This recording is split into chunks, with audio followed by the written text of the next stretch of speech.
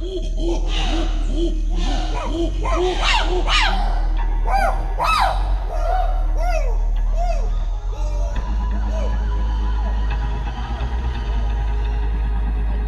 I was, I guess, more focused on trying to observe were plants and resources that these chimp groups were eating that might have medicinal properties, or they might be eating when they're sick. Deep in the jungles of Uganda, wild chimpanzees are doing something no one believed possible. They aren't just surviving, but healing themselves. We were, and not just injuries, but external conditions, I should say. So wounds, injuries, snares, which is a huge issue. Chimps getting really, really awful and tragic snare wounds. And also hygiene behaviors. So things that the chimps were doing to keep themselves clean after certain behaviors. Now, this is not a myth. It's science. It's survival. And it's rewriting everything we thought we knew about medicine, evolution, and the natural world. And that was really cool. And as again, it wasn't me that discovered this, because people have been recording this for 30 years. I just gathered it and wrote it up and pushed for it, because I think it's an important. It's been taken for granted. I think a lot of people have seen these at chimp sites, but no one's really been focusing on it for a very long time. Chimpanzees are diagnosing, treating, recovering, and self-medicating without our intervention. And the lady who's written all about it, primatologist, conservation biologist, science storyteller, filmmaker, and a member of the Explorers Club, Dr. Elodie Freymann, just might have written one of the most fascinating papers in recent times. And she sits down with me for a very insightful conversation to tell it all. What we found was, in this paper, is that chimps weren't just taking care of themselves and their wounds and their injuries and their external conditions. They were also, in a couple of rare cases, they were helping others. They were helping take care of others who were wounded, who were caught in snares. And this was really, really interesting. Now, this is more than conservation. It's evidence of intelligence, of empathy, of wild medicine. Join me this week for a conversation that will change how you see wildlife, indigenous knowledge, and the mind-blowing intelligence of our natural world. This all-new episode premieres Sundays exclusively on the Jonathan Benaiah Podcast, with nuggets featuring on the Africa Safari Podcast.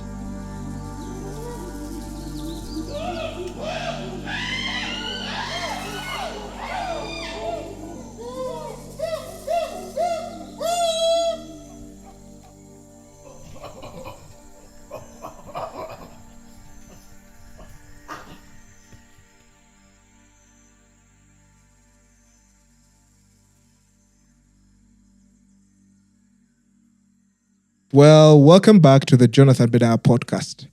Now, in this particular episode, I speak to Dr. Elodie Freymann, who is a New York-born, London-based science storyteller and primatologist. And this is going to be a very interesting conversation, because we'll be having a chat around a groundbreaking and really incredible study that she did deep in the jungles of Uganda in a special forest that you guys will get to know in a little bit. But the study actually reveals some very fascinating behavior, call it mannerism, among a special community of chimpanzees. And they seem to be self-medicating, which explains the title to the podcast.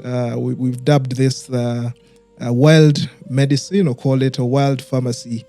But before we dive right into the conversation, let me just lay out some ground rules.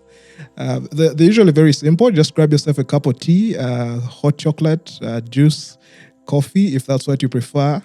maybe some snacks as well. I have my coffee to my side, and maybe just create a cozy, comfortable space as we get ready to take this journey together.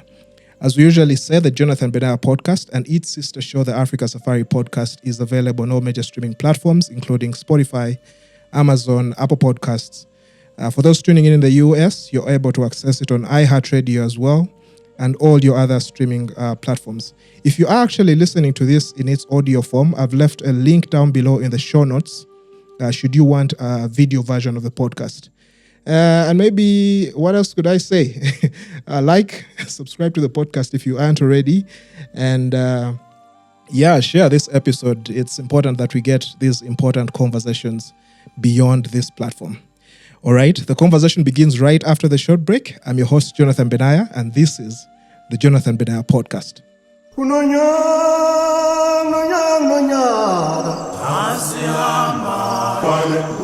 What's up, my beautiful people? Welcome to the Jonathan Benaiah Podcast, a show that is wild, very wild. We are proudly Uganda's #1 conservation and tourism show, but we also benefit from a listenership from all across the African continent and the world at large. We try to put out a new episode every Sunday with discussions ranging around how to make the natural world a better place, creating awesome images, telling stories with words, wildlife films and photography, with occasional musings on sound and tech. If these topics fascinate you as much as they interest me, I promise you this podcast will have you in a spin. I do share a lot of my personal experiences, and from time to time, I'll have 1 or 2 guests on the podcast to have some very insightful discussions. So thank you so much for tuning in, and enjoy your time here. All right, guys, welcome back to the Jonathan Benaiah Podcast. Now, if you're new here, the Jonathan Benaiah Podcast explores natural world. We have discussions here on tourism and travel. And from time to time, since I'm a filmmaker, we'll also have chats about storytelling using the mediums of film, photography, and sound. And I'm quite a stickler for tech and music as well, so we might slide in conversations there. But it's largely inspired by nature and those people that work in it and that are most passionate about it. So on the podcast today, as I mentioned, we have Dr. Elodie Freymann, who I think is joining us from London. I'm not sure.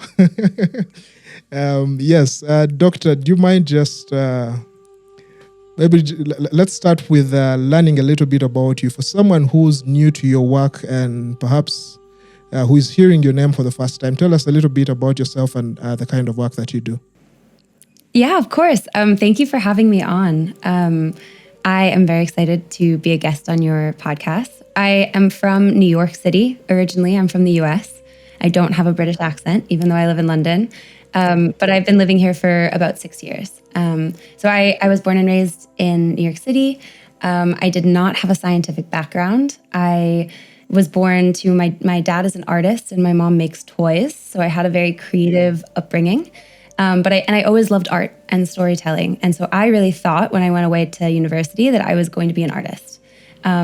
And I wound up, but I also had this love of the natural world. And I didn't really know what to do with those two things. And specifically my love of the natural world, I had 2 obsessions. The first obsession was chimpanzees, which just from the time I was very young, inexplicably, I was obsessed with chimpanzees. I thought they were the coolest animals on earth. I never thought I was going to be able to actually see one in person, but I was obsessed with them. And then the second obsession I had was with medicinal plants. And I just thought it was so cool. I loved botany. I loved flowers. I was born and raised in a city, so it was kind of a foreign thing for me also. But I just thought it was so cool that here on Earth, there existed plants that had these secret compounds and chemicals that could help heal you. And I had no idea that animals were self-medicating. That was completely, I had no idea. And then I went to college and I thought I was going to be an artist and maybe a anthropologist, maybe a filmmaker. I had no idea. You don't have to choose in the US until later on. So I had some time to explore. And then toward the end of my college, my university experience, I learned that animals self-medicated with medicinal plants. And suddenly all of my interests came together. But I still went on. I did a year of filmmaking. I worked at a filmmaking studio, but I had this itch in my brain. I knew that if I wanted to ever study how chimpanzees self-medicate with plants, I had to do it now.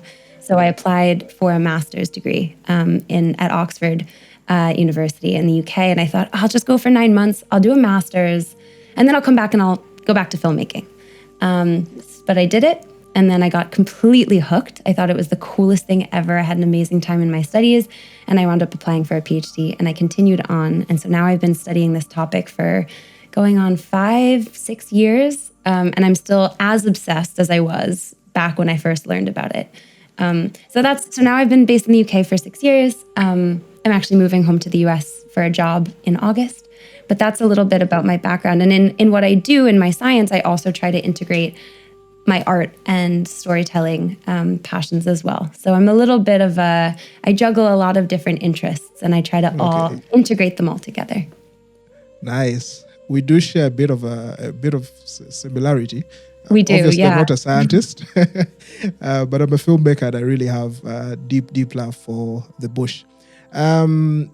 It's interesting to hear your story, where you began. Were you always, aside from like your love for the chimpanzees, in your initial years as a little girl, did you really have, if I could say, fascination for animals?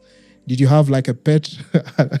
I'm just trying to understand where the it journey came from. Yeah, the journey leading up to this. Yeah, I was obsessed with animals from a very, very young age. All animals. I think first it was, just primates generally fascinated me. I think, I've thought hard about where this came from. And I think, part of it was that I think I had a nickname when I was younger. People called me Monkey, partially because I really like to climb everything. And so part of me thinks that I just sort of related to them. Like I had a deep, I identified with them. But also I just think primates are so interesting, and chimpanzees especially, because they're so, in many ways, you see a picture of a chimpanzee and they just are so recognizable. There's something that feels so close about them because they are one of our closest living relatives, them and the bonobos. But there's also something so different. And in a way, I'm more interested in the differences than the similarities. I think for me, chimpanzees are the link that I have that can orient me in our place in the animal kingdom. And by knowing that we're so closely related to them and that they're our cousins, it sort of reminds me that we're part of the natural world as well. And in that way, I feel closer to nature and closer to wild places that, again, growing up in a big city where that wasn't, I was lucky enough to have a lot of experiences in nature when I was young, and that was also fed my passion. But I think knowing that there was an animal out there in the world that we're so closely related to was so fascinating to me. Yeah, fantastic. Now, the study that you did was carried out in Uganda. So I also would like to know how then do you end up here? Because with all the forests across the African continent, if I could just sample down to Africa, where you have chimpanzees. Of course, I know Uganda has quite a sizable population, but I'm interested in knowing, why do you end up in Uganda, and why Budongo in particular? It's a really good question. I think it was sort of sheer luck. I'm so happy that I wound up being in Uganda. And it's been, a home away from home for me. I've spent a lot of time there over the last few years, and I miss it the second I get on the airplane in Entebbe to leave. I was actually there just a month ago, and I hadn't been back in a while, and it was so nice. The second I arrived in Entebbe, I felt just like this warmth rush over me, and I was so happy to be back. I wound up there. It was actually kind of one of these COVID flukes where I was starting my PhD fieldwork. I was looking for a field site. I didn't know where I was going to go. I didn't even know if I was going to be able to do fieldwork. I had just started this PhD. I started my PhD in 2020, the worst possible year to start a PhD, where you're supposed to go to the field. Everyone was locked down. I had really resigned myself. I thought, okay, maybe I'm going to wind up having to study, just from videos, just of other people's videos from the field. So I was searching around for ways and emailing people, and I got lucky enough to be put in touch with Dr. Catherine Hobader, who's an amazing primatologist who's been working in Budongo for many, many years. And she said, I was vaccinated because I was in the US. And she said, you're vaccinated and a lot of people in Europe aren't yet. because they hadn't gotten the vaccine yet. And so she said, if you can get to Budongo in a few weeks, I think I had like a month and a half to prepare, then there's a spot for you. So I packed up all my stuff. I got ready in a very short period of time, and I wound up magically getting a spot to study the chimpanzees in the Budongo Conservation Field Station, which is, I mean, it's hard to get a spot. There's so few habituated wild chimpanzee communities, meaning chimps that are used to having researchers follow them around and don't run away when they see us. So there's only a few opportunities. You know, it's a huge privilege to be able to be one of the scientists that are studying the chimpanzees. And so I was very, very lucky. The stars aligned and I wound up in the Budongo forest. Yeah, fantastic. Now, Budongo forest, for someone who's not been there, could you just help us paint a picture of it in terms of the sights, in terms of the scale, in terms of the sounds? Yeah. I imagine you understand the forest a lot better than many of us. Oh, I would love to. So the Budongo forest, where I worked in it, was at this field station that was sort of our base camp. And you enter it driving down this long road called the Royal Mile. And it's actually a very famous area for birding. And there's all sorts of amazing birds that live in this stretch of road. And it's kind of a red, dusty road. And suddenly, as you enter, the trees are getting bigger and bigger. You start seeing the big buttresses on the trees. You start smelling the smell of figs and fruits, and you can hear birds calling. There are black and white casqued hornbills flying overhead that make this sort of, sounds like a dinosaur, this sort of loud flapping sound. You have insects constantly buzzing in the background. And then you pretty quickly encounter some baboons.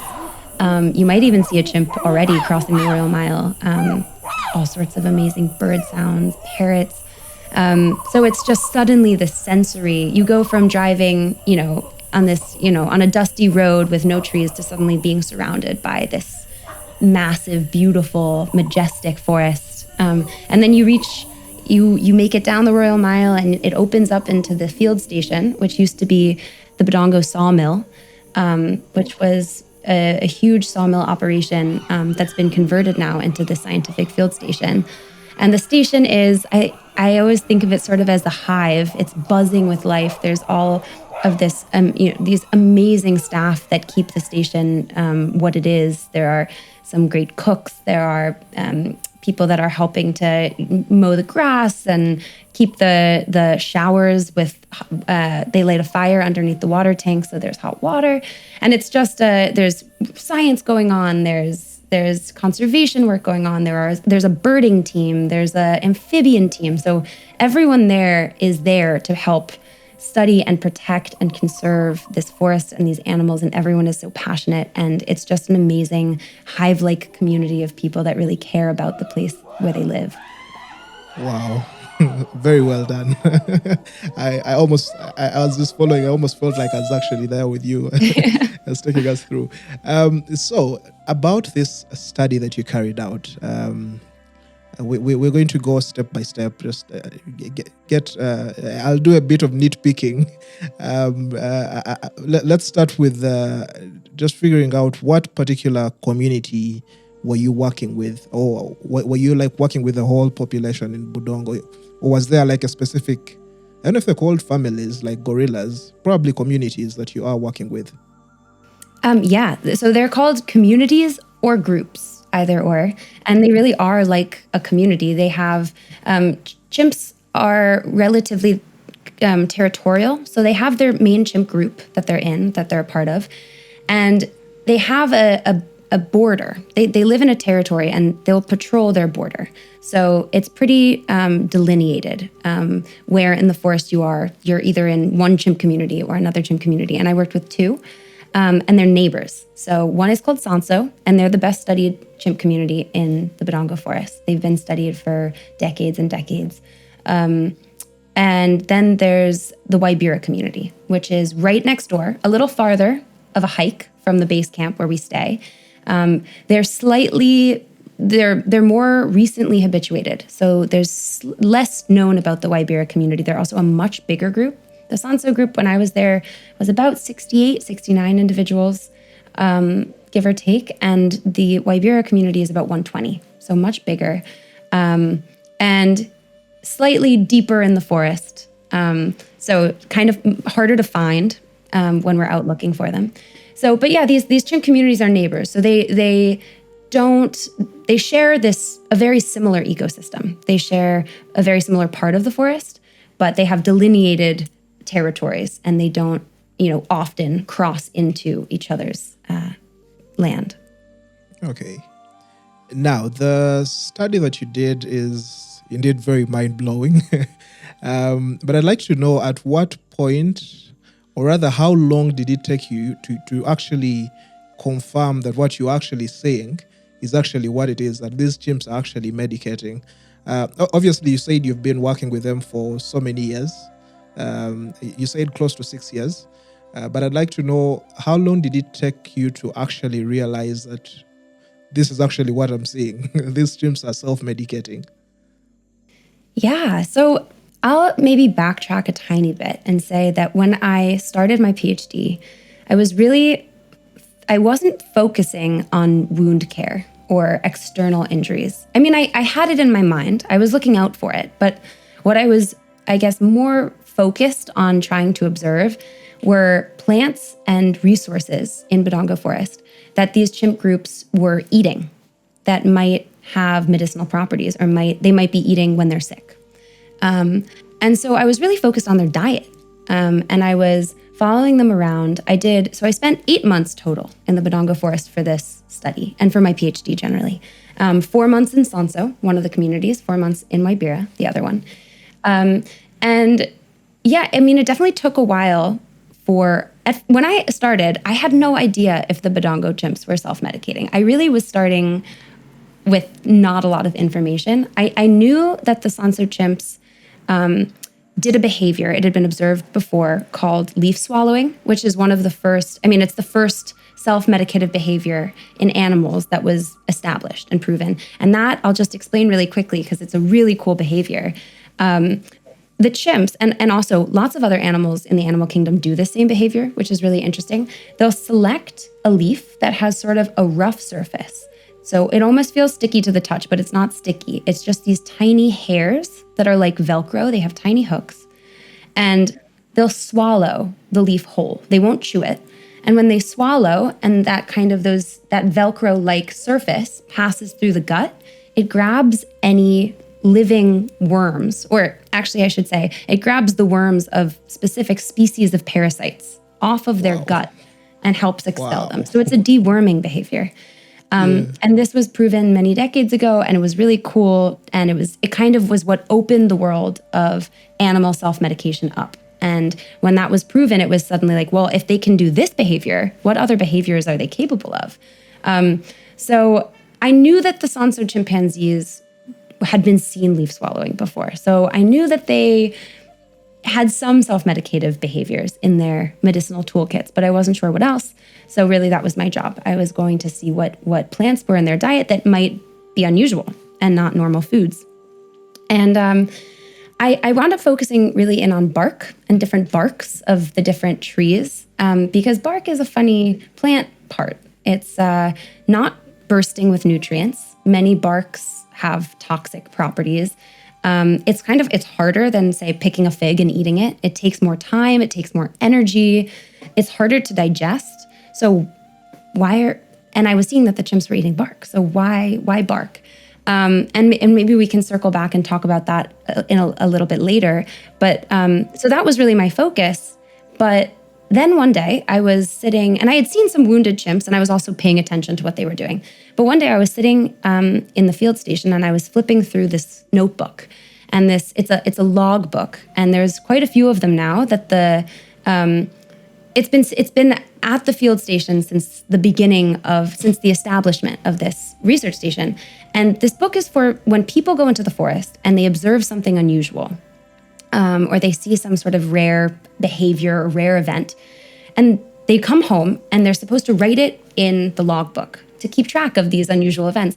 And the thing about science is that sometimes these unusual events, even if they're the coolest things ever, it's hard to publish one event, in the scientific literature. There's not necessarily there's a couple journals that allow for anecdotes or one observation, but for the most part with science, they want you to have hundreds of events. So you can really prove this is a pattern. They want you to do statistics. They want, statistical significance. And that's really hard to do with just a one-off event. So a lot of these amazing things, these amazing behaviors get sort of lost in these notebooks and these logbooks or people's field notes.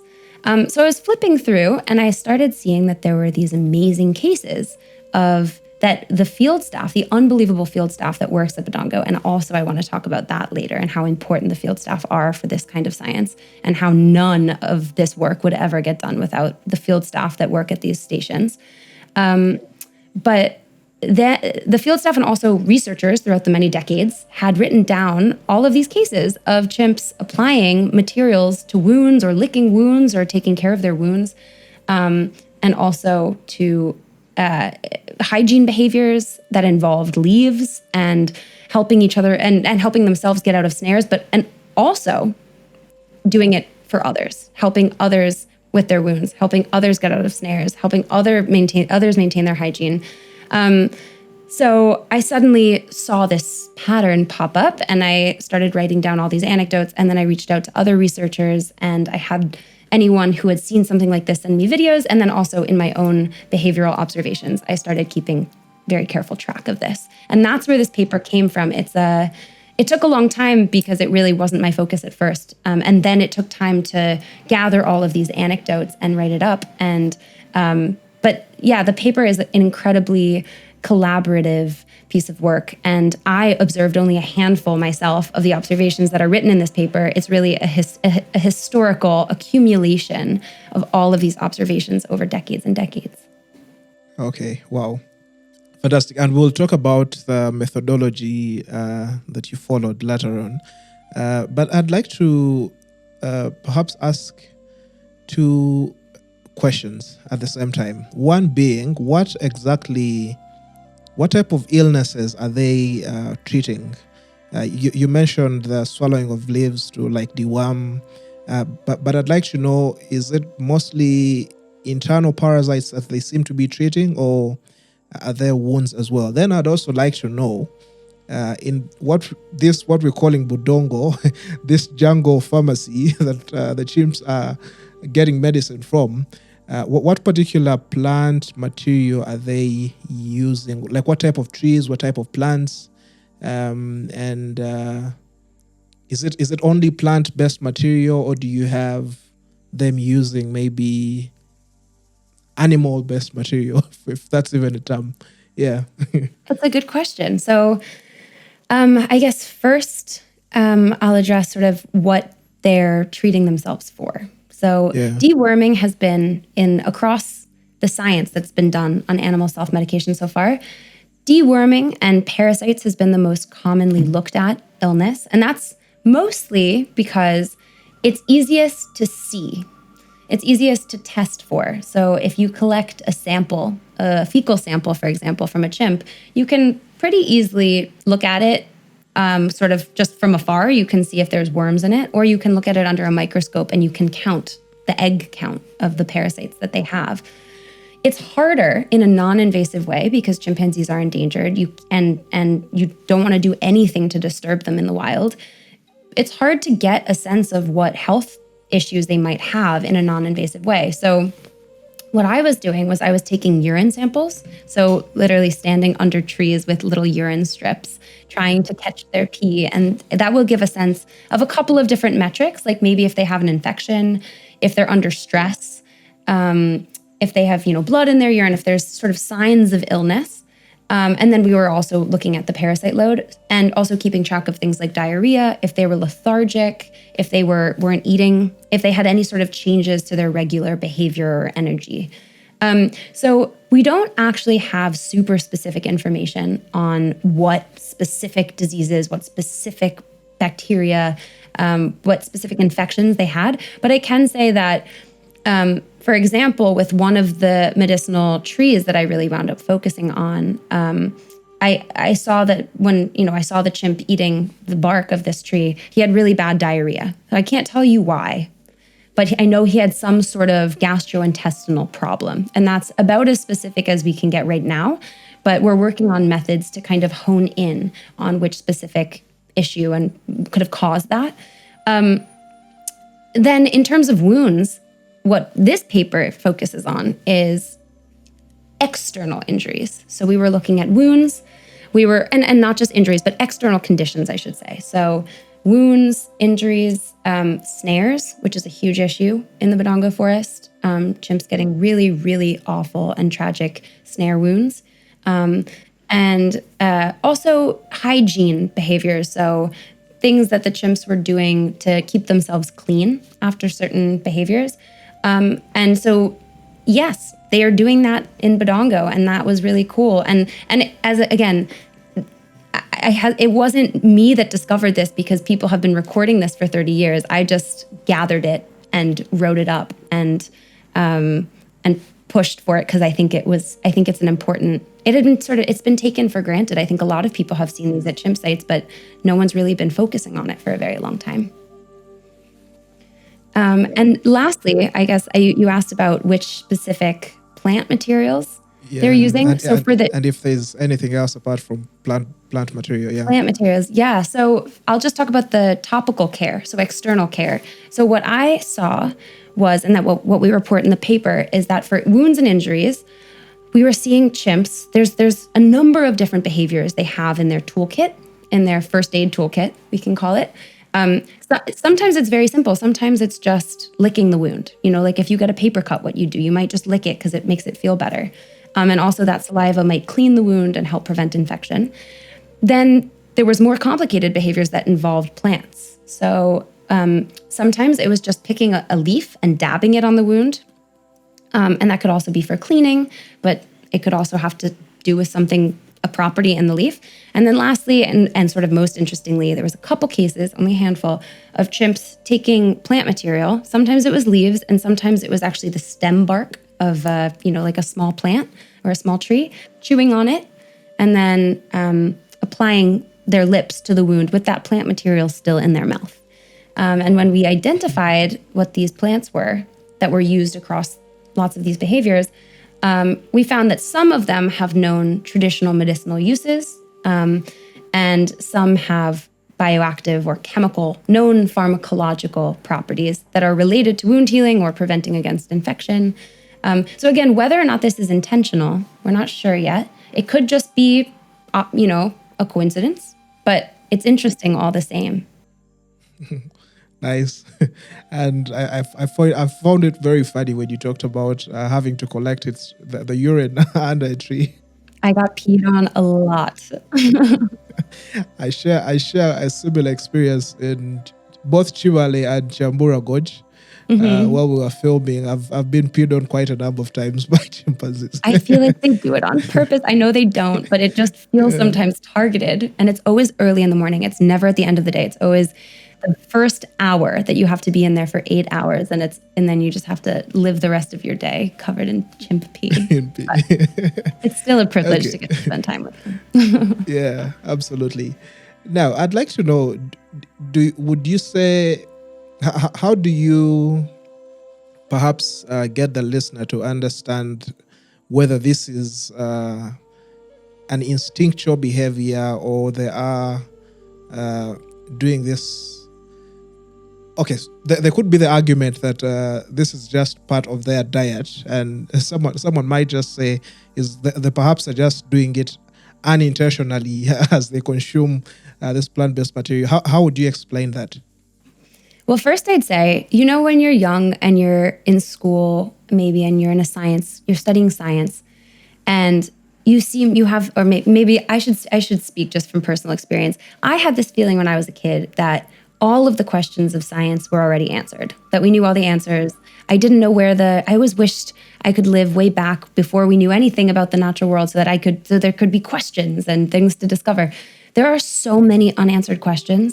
We don't know anything yet. We are there are so many gaps in our knowledge. And one of the big, amazing questions that we still have to answer is how much of this these medicinal behaviors are, as you said, instinctual, so encoded genetically, and how many are learned or acquired through watching or teaching, learning from other group members, through what's called social transmission, so transmitting information across the group. And that's one of the things that really drew me to this topic in the first place, is this open question, because it's so cool to me, the idea that chimps could have a medicinal culture of their own. They could have this, this culture of medicine that they teach each other. We're still early in understanding this. I think one thing, so remember that behavior I was talking about earlier, leaf swallowing? It's kind of the simplest behavior. And as I said, it's found across lots of different animals. It's not just chimps that do it. Lots of the great apes do it. Most of the great apes do it that we've seen. Animals, like there are bears that do it. There are geese that do it. So it pops up in all of these different animals, which sort of suggests that it is more an instinctual behavior. And there have been experiments done in captivity with chimps where they put that kind of same leaf in the enclosure, and they'll see a couple of chimps do it. So they seem to teach themselves, and it just occurs spontaneously. But then what they also notice, which is really cool, is other chimps in that enclosure will then copy and learn from the few chimps that have just invented it. So it's funny, it's like a mix again. It's clearly instinctual for some chimps, but then there's also social learning that happens. And I think that that's what sort of the best way to understand some of these behaviors maybe is that, especially as you get into more complex medicinal behaviors, like targeting certain plants in certain plant parts, in certain dosages, at certain times, there could be an element of instinct. Maybe they're drawn to certain trees because they're bitter, or maybe there's a certain smell, or maybe there's a certain characteristic. But then there's, in my opinion, absolutely a part of this that is learned. Maybe how to exploit that resource, how to acquire it, how to process it, in what quantity. So we need to identify more of these medicinal behaviors before we can start answering the question, because we need more data. But if I had to guess, I would say it's a mix. It's a little bit of instinct and a little bit of culture. And I think that it's not the same for every type of medicinal behavior. I think some are more likely to be instinctual and some are more likely to be cultural or socially learned. So it's a big question, and it's a really, really interesting one. Yeah. Wow. Sounds like you still have a lot of studying to do. There's so much studying. It never ends. So, one other thing that I actually observe each time I'm out filming chimpanzees, largely in Chibale, I think it's called grooming. You have you have them like picking ticks off the backs of each other, and it's always an interesting moment to film. I'd like to know, during this observation of yours around this self-medication that the chimps are doing, did you observe any, if I could say, was it largely self-care, or do you have cases of, if I could call it, prosocial care among chimpanzees? And maybe as you respond to that, I'd also like to know if there is any medicinal hierarchy. You know, when we watch a famous Netflix show called Chimp Empire, I don't know if you've seen it. It's so good. I've seen it so many times. Yeah, it revealed, if I could say, quite an intricate social fabric among the chimpanzees. You have the alpha, you have a deputy, like different individuals play different roles. So I'd like to know whether there was any medicinal hierarchy in the community that you studied. Perhaps was there like a chimp pharmacist, a chimp doctor? Let me know. You're asking all of the best questions. So I guess I'll start with talking about pro-social care, as you mentioned. So as I kind of alluded to earlier, what we found was in this paper is that chimps weren't just taking care of themselves and their wounds and their injuries and their external conditions. They were also, in a couple of rare cases, they were helping others. They were helping take care of others who were wounded, who were caught in snares. And this was really, really interesting. I think we reported 41 cases of self-care. And 7 cases of pro-social care. And I think, so you can see that it was rarer to have pro-social care. And let me just define pro-social. It means directing care towards others in the group with no immediate benefit to oneself. So, bringing someone a cup of water would be a parallel in humans. You don't get anything immediately from giving someone a cup of water. You're just being kind, you're being nice. You recognize a need in someone else and you want to fulfill it for them. These examples of pro-social care took a couple of different forms. We saw chimps licking each other's wounds. In a couple cases, we saw chimps helping others remove snares from themselves. We saw some cases of chimps applying plant materials to the wounds of others. And we saw chimps helping with hygiene behaviors, so helping wipe a chimp after mating, for example, to help clean them. And what was so cool was that at first, we expected that this would just be happening between kin, so between mothers and infants or between siblings, maternal siblings. But no, it was actually between non-kin in the community. So chimps that were completely unrelated. I mean, it was both. It was some kin and some non-kin. And it was between females and males, males and females, females and females, males and males. It was in adults and juveniles and subadults. And so it doesn't seem to just be, certain individuals helping certain other types of individuals. It seems that the community is helping each other. And as you said, I'm really glad you brought up grooming. This shouldn't really be a surprise to us. I mean, first of all, it's been seen, Budongo is not the only site where this has been observed. It's been observed at a couple of other sites. But it was new to be reported at Budongo, which is really interesting and really cool. But as you said, it shouldn't really be a surprise. We see chimps grooming each other. That's one of the most classic chimpanzee behaviors. And that's a form of hygiene behavior. They're helping remove ticks. Ticks could have illnesses. They help keep them clean, keep them healthy. And this form of healthcare, even though it's more complex, is just another form of, keeping others healthy in the wild. And I think it's a really important lesson for us as well. First of all, that we shouldn't be so surprised when we see animals helping each other. And we have it built into our heads sometimes that animals are like these robots that are incapable of empathy and compassion and consciousness. But you spend 5 minutes with a chimpanzee and you can see they're emotional, complicated, intelligent animals. And you stop being surprised when they do things like help each other, because of course they would. And chimps are so community oriented. They're so social that like in a village, like in any human community, you're only as healthy as your neighbor. You're only as happy as your neighbor.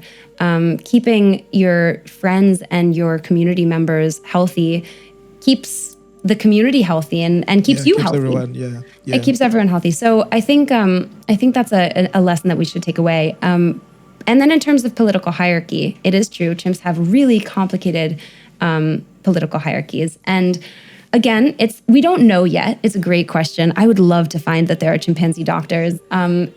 What I can say is that if these behaviors are more cultural, which again, we don't know, but if there are these medicinal cultures and these behaviors are being transmitted across generations, then it is likely that the older individuals in the group, they've been around for longer, so they might know more plants in the landscape. They might have been sick more times, so had more opportunities to self-medicate. They might have seen other generations above them self-medicate. So they might have more information and more knowledge to transmit versus an infant who's been around, for 3 years. And so it could be that the older generation knows more. But again, we don't know. And what we were seeing is that, again, it wasn't just old chimps that were extending care to others. It was lots of different demographics. So don't know yet, but keeping an eye out for it. It's a question that I would love to investigate further. Okay, cool. And you did bring up a very, very, very, very important point that I don't want the listener to miss.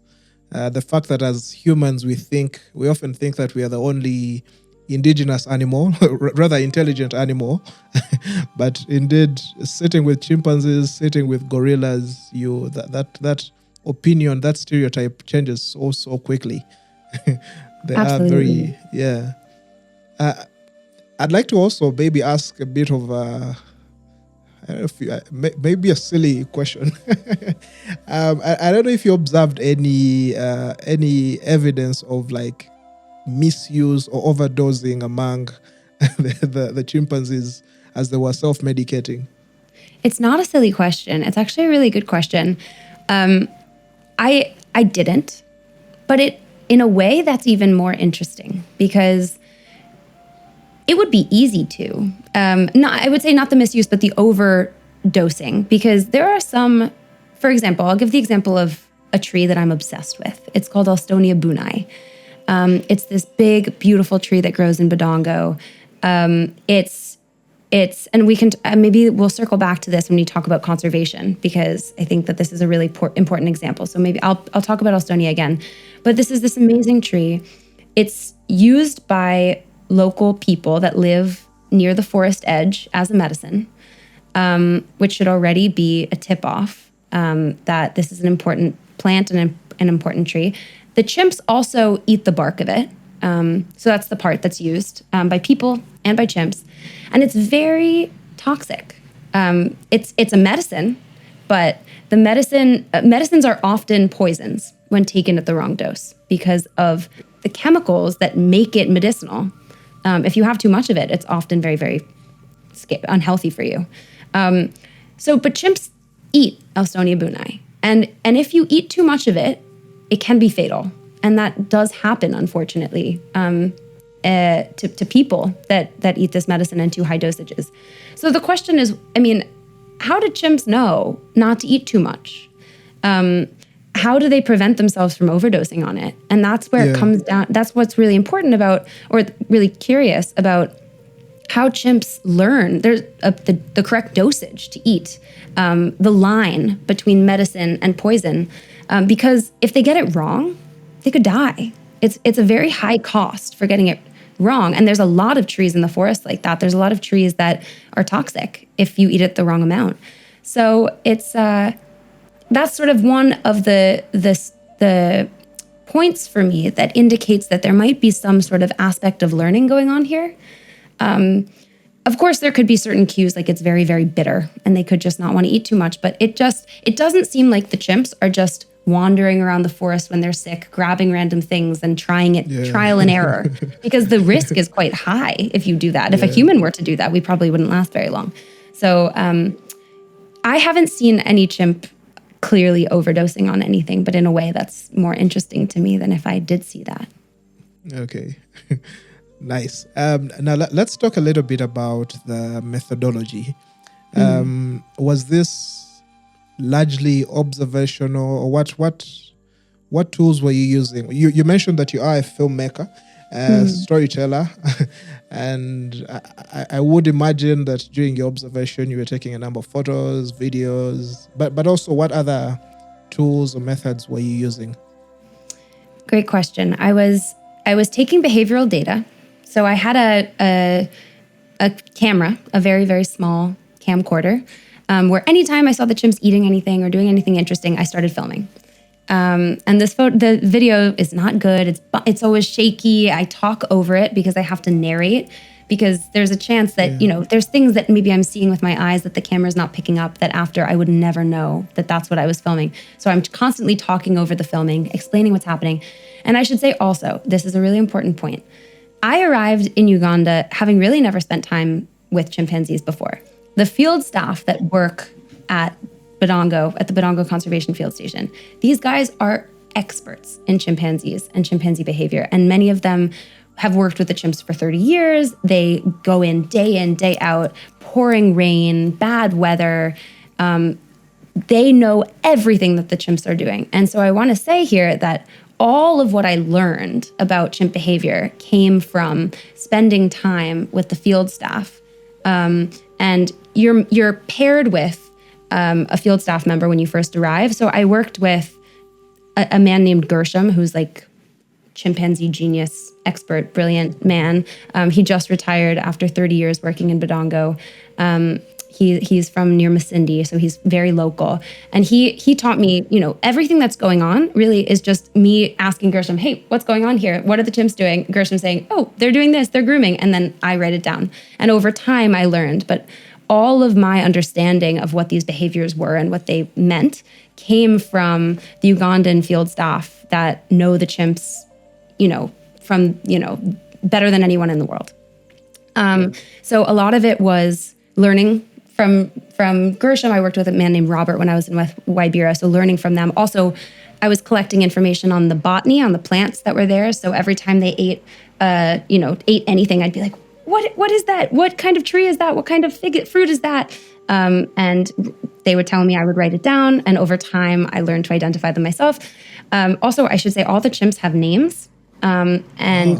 You learn to identify them by their face, by their behaviors, by their, certain attributes that they have. So you every day you pick a specific chimpanzee to study. So you pick Zed, for example, or, Zalu, and then that is your person, or not a person, that is your chimpanzee for the day. And you follow them around all day and you write their behavior. So that's our method. It's called focal following. So the focal is the individual, the chimp that you choose to study that day. And then you're just taking data on that chimp. So writing down what they ate, taking botanical data, taking behavioral data, filming. I was also collecting poop. I was collecting pee samples. I was, in some cases, collecting plant parts to then test in a lab for the different pharmacological properties. So we could actually get a sense of what chemical compounds are in these plants that the chimps are eating. And then also back in the lab, I worked with an amazing colleague, Daniel Sempebwa, who was helping to do parasitology on the fecal samples so we could get a sense of what types of parasites were that each chimpanzee had. And if we saw that they had a really high parasite load, for example, I would prioritize finding them the next day so that I could follow them and see what they were eating. So we were balancing a lot of different kinds of data. And then in the end, I was able to go into some villages and talk to some traditional healers, which was such a privilege, and find out whether any of these plants that the chimpanzees were using were also relevant or interesting in the traditional medicine that was being used in and around Budongo. And I should say also, going back to kind of how important the field staff, the Ugandan field staff that work at the Budongo Conservation Field Station were to this study, and how none of this would happen without them. A lot of the initial ideas I had about the certain trees to focus on came, obviously, from talking in conversation to the staff and saying, hey, you guys have worked here for 30 years. What plants have you seen? Because I was only there for 8 months. That's nothing in the scope of these studies. And I said, what is it that you guys think I should focus on? What plants do you think are suspicious and not maybe normal foods? And it was really from those early conversations that I started focusing on plants like Alstonia bunai, for example, because some plants, just all of the guys were like, you really should look at this plant. This is used by, we use this as medicine, and the chimps seem to eat this in unusual ways. And so none of this, I think when you do studies on rare behaviors, and self-medication is a rare behavior, it can't be done in a vacuum. There's no way you can come in and do it by yourself. It is a very collaborative and interdisciplinary topic. And local knowledge is the most important type of knowledge here. It's, there are many different types of knowledge systems. But local knowledge and traditional knowledge is sort of the key to cracking these questions and can't be done without it. Yeah. Wow. Very well said. I like that you give credit to, if I could call them, the local custodians of this knowledge. I found it interesting when you talked about engaging with herbalists and traditional healers. What discoveries did you have?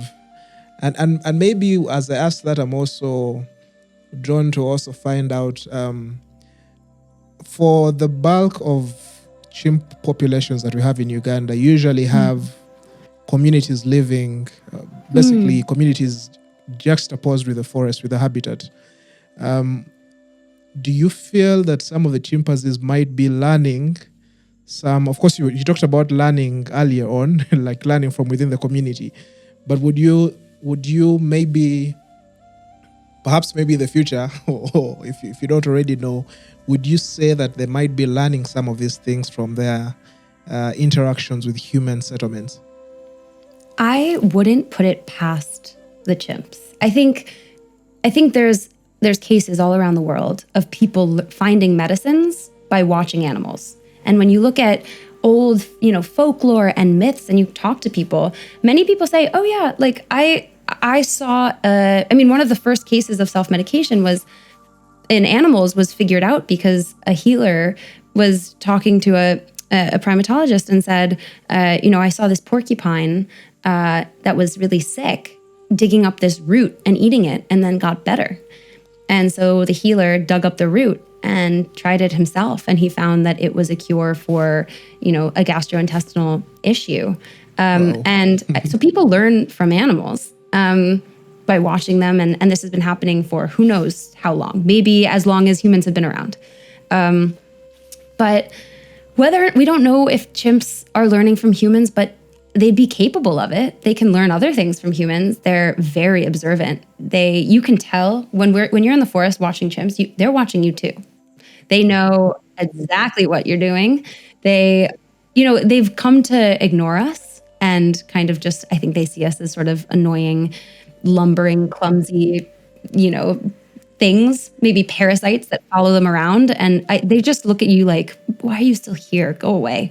But they're watching. They know they're learning. They know how to unzip a backpack. They know what a water bottle is and how you use it. Like they're constantly learning. So I think they probably know which trees humans target for other things.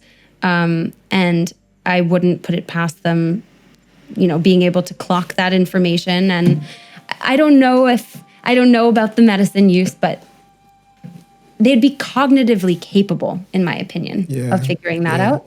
But yeah, only time will tell, I guess. Okay, interesting. Now, I understand. Of course, you've given a lot of credit to the team in Budongo,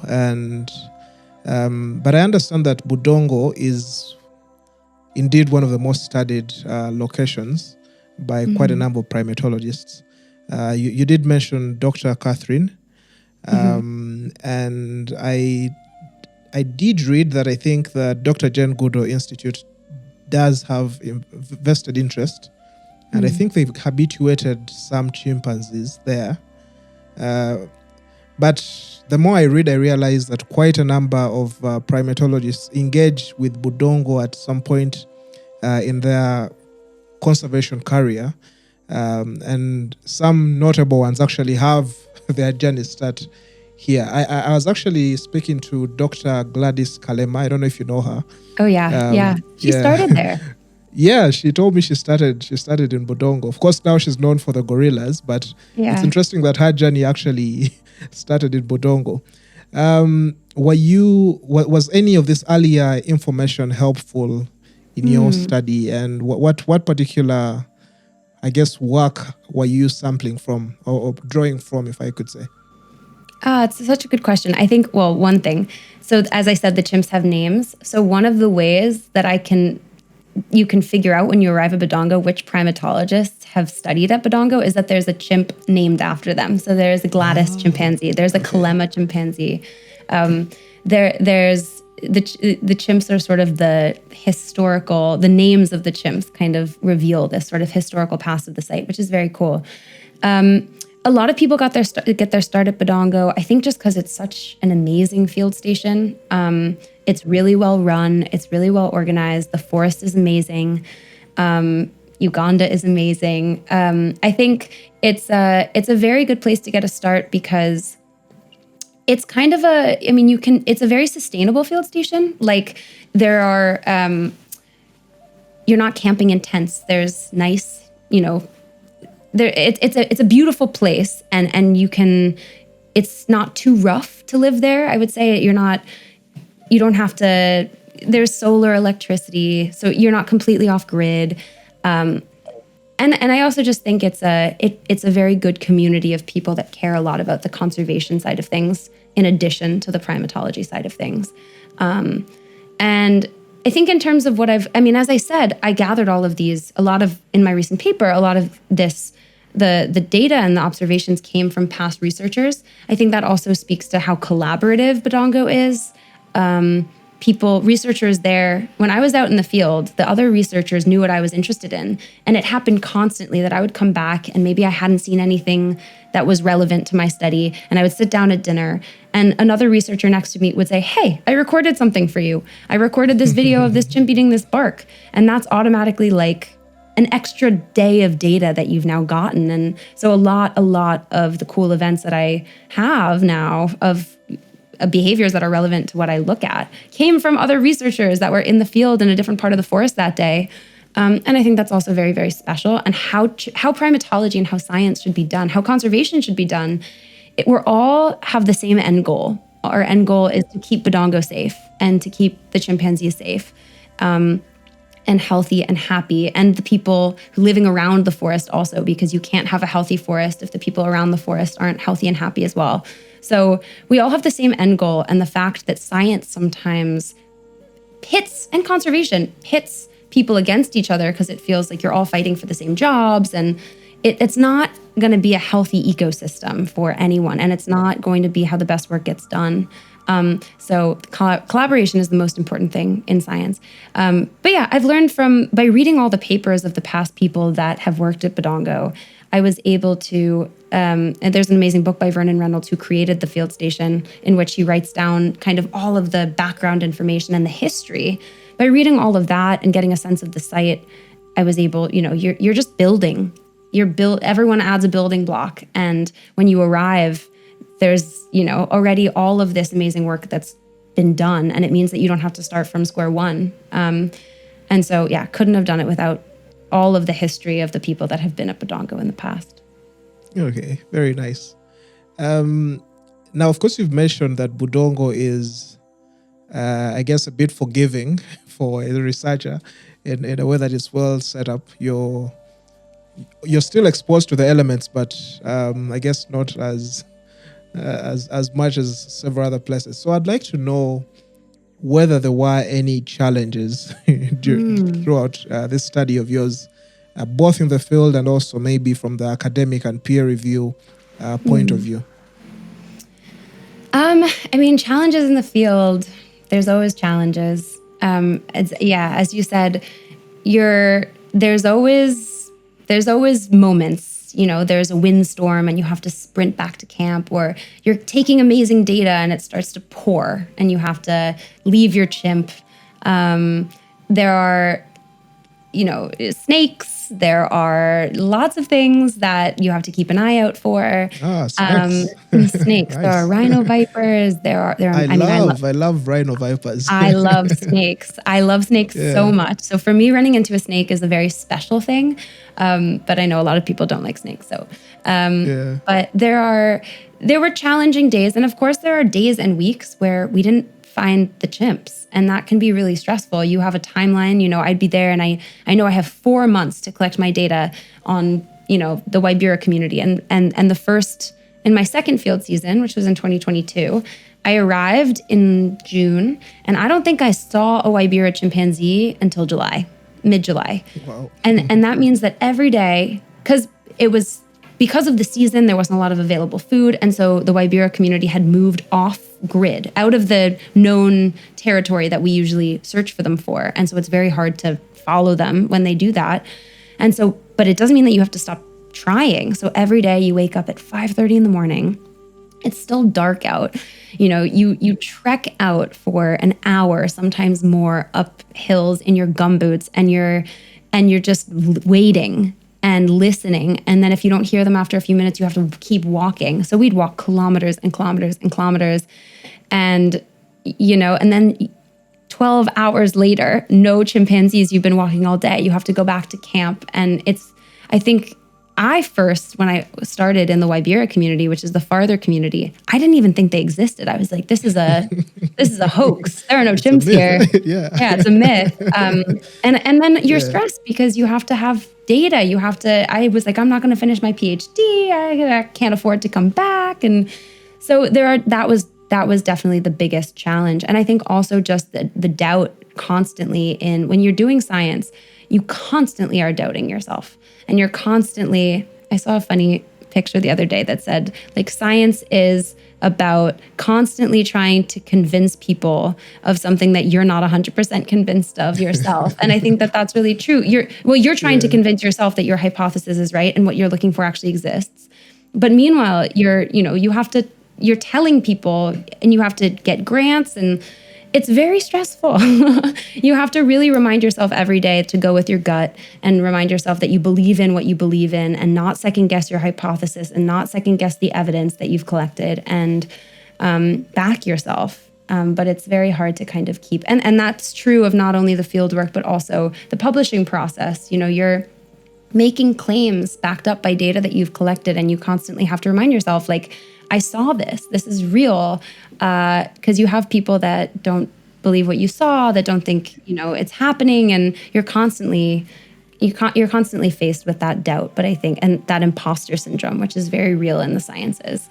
But yeah, it's just important to remember to go with your gut, and remember that to back yourself, and to back all of the amazing, field staff also, and the people that you've worked with that say, this is happening, we've seen this ourselves, and the local knowledge that is the knowledge that's, again, as I said, most important for many of these kinds of studies that involve ecology, that visiting researchers don't have the time or the access to. So it can be challenging, but it's definitely worth it. The payoff is amazing, and again, it's all for this really important goal of keeping the chimps safe, and keeping the forest safe, and keeping the people nearby safe. So it's all really important to just kind of keep believing in yourself and the work, and keep going. Yeah, and it's nice that there's usually a smile at the end when the work is done. Absolutely. Yeah. Now, let me also ask, you did bring up the overlap between your study and humans, but I'd like to ask a bit more around what implications your findings have on human medicine in particular, especially as we live in this post-pandemic period. Should we be looking more towards the natural world for medicines? I'm just trying to see what overlap and what implications the study has on the future of medicine that we find in our hospitals. Yeah, absolutely. And I think, yes, I think that we're living in a world where global pandemics, as we've seen, can suddenly pop up. Antibiotics are becoming, over time, resistant to the bacteria that they're supposed to treat. So we're going to face some health challenges in the future, and we're going to need more medicine. There's going to be new diseases and old diseases that suddenly we can't treat anymore. And I think looking toward the forests and looking toward the wild places where these amazing plants exist, with these amazing compounds that could have the answer, they could have the cure, that could help us find a medicine for something that we didn't know we could find a medicine for. I think that's going to be really, really important. But that leads to the most important point, that kind of drug discovery has to be done ethically. And it is so important. There's a long history of exploitation, of biopiracy, of people coming in and stealing intellectual property, stealing traditional knowledge, and doing it in a very unethical way. And that leads to exploitation of people, which is unacceptable, and also devastation of the forests or the natural environments where they're finding the medicines, which is also unacceptable. So if the natural world, and I'm hoping it is, because I'm hoping it can be a way that we incentivize saving the forests, by showing that they're more valuable, worth alive than they are dead. We have to keep these forests around, because any of these trees can be a medicine in the future that we need. And you can't just save one tree. That's not how it works. trees can't exist in a vacuum. It's the ecosystem and the forest. We have to keep them healthy so that they can all survive. Consider them like banks of future medicines that we have to keep around, and also keep the animals. The animals are relying on these plants and these trees and these resources as well. So if you want to have healthy animals, you have to have healthy forests and healthy trees and ecosystems. So yes, I think it can lead to drug discovery. That being said, I don't support advocating for natural solutions at the moment as the only answer. Vaccines are incredibly important. There was, for COVID, for example, the COVID vaccine was the best thing to do to keep yourself and keep others healthy.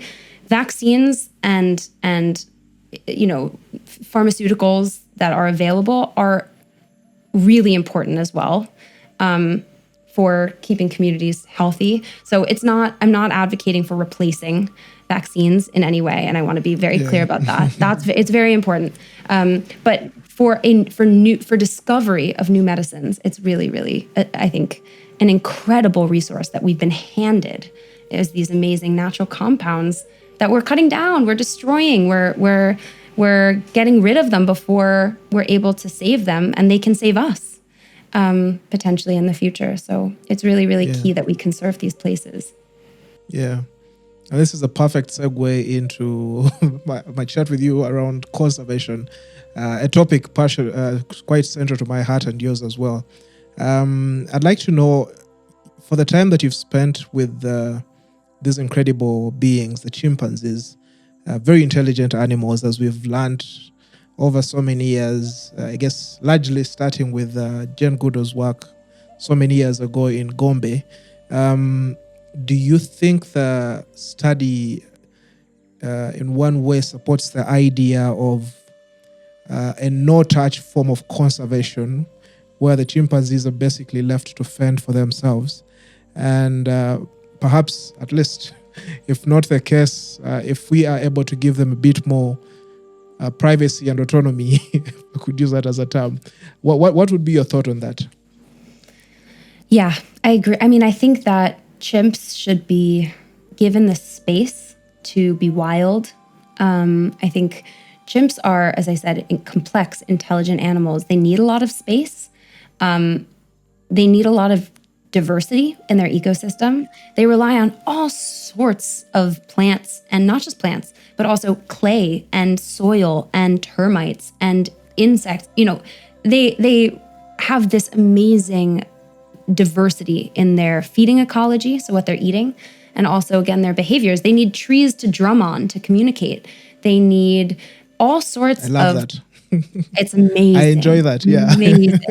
It's so cool. You see just how strong they are when they drum. It's so loud and so incredible. They need space. And I think one of the issues that we're seeing more and more with cases of crop raiding of chimpanzees coming into human communities and stealing mangoes and maize and all of that it's becoming more prevalent because they don't have what they need in their natural environments. They would prefer to be in the forest. They would prefer not to crop raid. I think they would prefer to have the freedom to roam, but their communities are being encroached on by us, and they have no choice. They're hungry.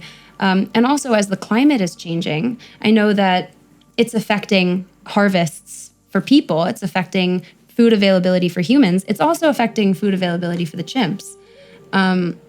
And how often their fig trees are fruiting, and things are changing for them too, and they're adjusting and adapting. And I think generally I'm sort of pro hands off, leaving animals to be animals. Of course, doing what we can to conserve their environments. I think ecotourism can play a very important role if done responsibly and ethically.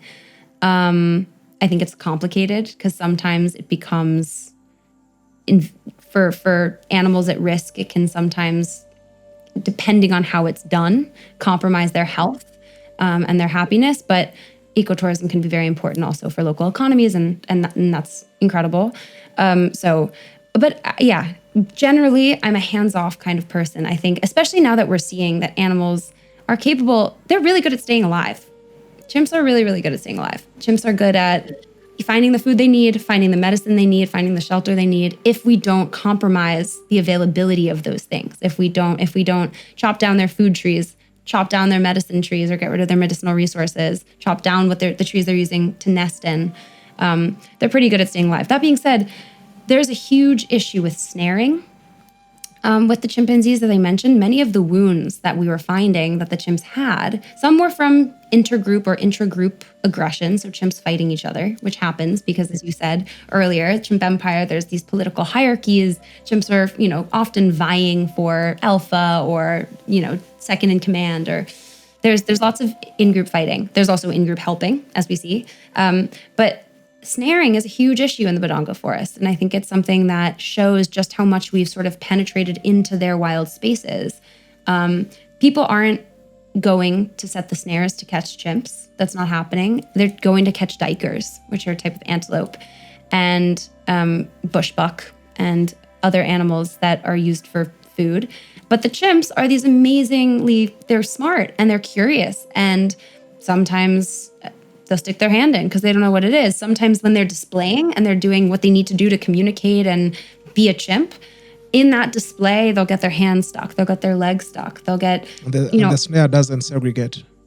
The snare, exactly. It doesn't. It will catch anything that's there. And what's so sad to see, and I've seen it so many times, is that chimp, when they have that wire snare, that nylon snare, they struggle. And when they struggle, it gets tighter and tighter and tighter until suddenly it's just completely stuck on their arm or their leg, and they'll lose that limb often. Sometimes they die because it gets infected. And that happens far too often. A lot of the chimps in Budongo are missing hands, they're missing legs, they're missing fingers, and they're expected to then climb that giant tree and nest every day, or go in search of food, or hunt, or do any of the things they need to do to stay alive with a missing limb. And that's compromises their ability. That chimp will probably not be alpha. They'll probably not rise too high in the hierarchy. It affects the rest of their life if they're able to survive. So it's something also that we have to not only give them space, but we have to not penetrate into their wild places and create these death traps for them as well. But it's obviously difficult. Hunters are just trying to feed their families. To get food, yeah. To get food. And so the issue is bigger than that. The issue is about making sure that there's enough food for everyone and people that live near the forest. And that, again, you can't have a healthy environment if people nearby are not healthy and not happy and not fulfilled as well. So it's this Dr. Gladys's One Health approach that's so important. Everyone in the ecosystem, humans and non-humans, have to be healthy. Yeah. Wow. Very well said. And for our listeners just listening to Elodie is talking about Dr. Gladys's work, we had an earlier episode on the podcast with Dr. Kalema herself. You can go and listen to that. It's a very interesting conservation model that she has, where she has the communities leading conservation. Elodie, I'd also like to ask a bit of a controversial question, especially for this part of the world, Uganda. We are at a stage where we are trying to grow our oil and gas sector. And the Murchison Falls National Park, actually the Murchison Falls Conservation Area, which I understand Budongo is either part of or next to, has part of it being turned into an oil exploration site. And also this whole part of this whole, if I could say, northwestern part of Uganda seems to have a lot of oil activity going on, including another interesting forest that I've been fortunate to visit, Bugoma Central Forest Reserve, which also has an important community of chimpanzees. I'd like to know whether the oil activity, oil exploration in this region is in any way an additional threat to the chimpanzees. Obviously, I've read studies around disturbances in elephant populations in Murchison Falls. Some animals are moving further and further away from like the usual tourist spots. and people having to look and drive a bit longer to find some of these animals. But I'm just interested in knowing whether the chimpanzees are affected in any way by the oil activity. It's a really good question. It's a really hard question. I think I've really struggled with this because I have a gut instinct about this, but I also understand, like hunting, it's a complicated issue and there are two sides to the story. So what I'll say is that I went to Murchison in 2021, and I saw kind of when the roads were being built. I saw no sign of roadkill. I saw a lot of animals. I went in 2022, and there were still animals. I mean, of course, there were lots of animals there, but I saw a lot of dead animals on the side of the road from fast-moving cars. I know now that they have speed radar systems there, but I saw disruption. I saw more disturbance, and that bothered me. I saw a lot of big trucks on the road going too fast, and I know, but Budongo does sort of abut Murchison, so animals will sometimes come into Budongo from Murchison, and there's no immediate in the Budongo forest that I have seen, just speaking from my experience, no immediate threat to the chimps, but that doesn't mean the chimps aren't threatened. I think, first of all, what I'll say, going back to the One Health approach, looking for oil exploration can be very hazardous for the environment. There can be pollution of the ecosystem. There can be poisoning of the water systems. There can be cutting down the natural forests. There can be a lot of disruption. And that might immediately look okay because it might be more jobs available. It might look like money going into the communities. It might look very promising. But the issue is what happens when that oil runs out? What happens when those trucks pack up and leave? And what's the long-term plan? And where's the money going? Who's getting the money? Yeah. Is the money going important question. to the international corporations that are running the operation, or is the money actually going to the community members? And that's, I think, the question that people should be asking. Who is getting the money?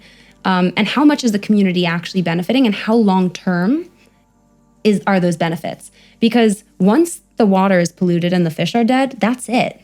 Once the forests are cut down, that's it. Once the land and the soil is poisoned, that's it.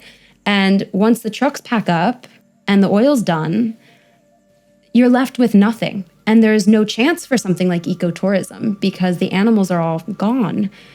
So the long-term solutions like ecotourism and natural, national park tourism, once those places are destroyed, there's no fallback when the oil's done. And that worries me. And when you see Bogoma, when you see what happens when a forest is compromised, it worries me. And I think Budongo could be next. And I really, really hope it's not, because that forest means the world to me and the chimps mean the world to me. But I don't want to let my guard down and say it's safe, because it could always be the next target. And when we talk about kind of roads and road construction, it's one thing to build a road and you can do an ecological assessment and say, oh, like the chimps will cross the road, it's no problem, this doesn't really disrupt the animals. But once you have a road, you create an access point for hunters, for loggers, for all of this illegal activity. And once you carve through a forest, even if you say, oh, this road itself isn't going to impact the environment. First of all, it probably does, because animals get hit on roads all the time. They get scared by roads. They don't necessarily, if you're a chimpanzee migrating, leaving your community to go to another community, which most female chimpanzees do when they reach a certain age to go find a mate in another community, they might be scared to cross that road, which might keep them in a certain part of the forest and they're not able to migrate and find a new community and be able to settle there. So there's all of these things that we don't know that roads affect, but the biggest thing is that it creates these access points that allow illegal activity to then proliferate from, and then suddenly you see the destruction spreading from those roads. So I'm very wary, and I understand that people are excited about the job opportunities and the influx of money and development and infrastructure. But I hope people think more long term is what I'll say, because I think that there's short-term thinking and there's long-term thinking. And with conservation, as you know, it's really important we keep that long-term thinking in mind, and we really question who's getting the benefit of this. Where is the money going, and who is benefiting directly from this? Yeah. Wow. Perfectly said. I actually earlier on wanted to ask you to speak on behalf of the chimps. Like, what would be a message that the chimps would want the world to know? Global leaders, the conservation community. But I think you've so expertly delivered a very pertinent call, a very pertinent message on their behalf. As we head towards the end of the conversation, I'd like to know, what do you hope comes of this research, of this study that you've done? And perhaps what would you hope is the single most takeaway that the world should get, that the chimpanzees are teaching us throughout the study that you've done? Oh, that's such a beautiful question. I think for me, maybe it's, for this particular study, is that chimps, in many ways like people, they fight, and they sometimes hurt each other, and they sometimes are violent, and they sometimes are aggressive. But I think that's also an image that's been painted in the media. People are very scared of chimps because they're painted as sort of these scary, aggressive monsters. But what this study is showing is, like humans, they fight and sometimes they're violent, but they also help each other. They extend care to one another. They extend compassion. They extend empathy. They help heal each other's wounds. They help each other get out of snares. I think returning to what I said earlier is, like, it's a lesson we can take away, that the community is only healthy if we're helping each other stay that way. And it's not a dog-eat-dog world. It's not about me and me alone. I'm just have my self-interest in mind. I'm just taking care of myself. It's about taking care of your neighbors and taking care of your community members. And the chimps seem to really understand that message. And we have to stop painting them as these political, aggressive monsters. They are political. They have their political spats. They have their, political hierarchies, but they also have care, deep care and empathy for one another. And if if you encounter a chimpanzee in a forest, or they're not going to attack you. They have there's a mutual respect. You have to be respectful of them. They'll attack you if you show aggression, but if you're calm and you're respectful and you give them your space and you don't throw stuff at them, you don't run away, you just show this mutual respect, chimps are going to respect that too. The issue comes when we are treating non-human animals like our enemies, for no reason, we paint this picture of them as something, and we build up this imagination of them as something to fear. But chimps are our cousins, and we should be taking care of them, and we should be creating a world that they can live healthily and happily, because we're cousins, we're family. We have to make sure, we have to look out for our family, just like they look out for their family. Yeah, wow. Perfect way to end the podcast. Take care of the family. Well, it's been very nice talking to you, Elodie. But I'd like to ask, excuse my curious mind, I'd like to ask just one last question. Aside from the self-medication that, of course, forms the core of the study that you did, have there been any other mind-blowing things that you've observed in the forest? Maybe some interesting stories that you bring us from Budongo that I guess you could just let us know, and we could close the podcast on that. Sure. Actually, if it's okay, I'm going to pass this back to the field staff, the Ugandan field staff that work at the Budongo Conservation Field Station. And I'll just tease, instead of telling you the stories myself, I'll tease a little project that we're working on over there. And I'll say that we have set up a journal. So if you remember at the beginning of the conversation, I was talking about these one-off amazing observations and anecdotes that researchers, but also the field staff, because they spend so much time in the forest, see and write down, but it doesn't often make it into the scientific literature because there's not a lot of journals that create spaces for local knowledge. So we've set up a journal. It's called the Perspectives Collective Journal. And there's a website. It's the perspectivecollectivejournal.com, I think, if you look that up. And it is a journal where the field staff can write essays, they can write articles, they can make movies, they can do WhatsApp recordings. We've done some podcasts, which are just sort of like recordings of conversations of all of the cool and amazing things that they have seen that wouldn't necessarily fit into a typical scientific journal just because of the, I think, problems in what those scientific journals are looking for. And in that, if you take a look at that website, you'll see some really, really cool observations that the guys have observed over the years and the field staff have observed over the years. There's everything from female alphaship.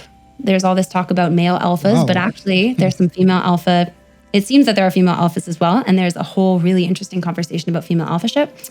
There is, just lots of cool stuff. There's some movies about kind of a day in the life of being a field staff primatologist at Budongo.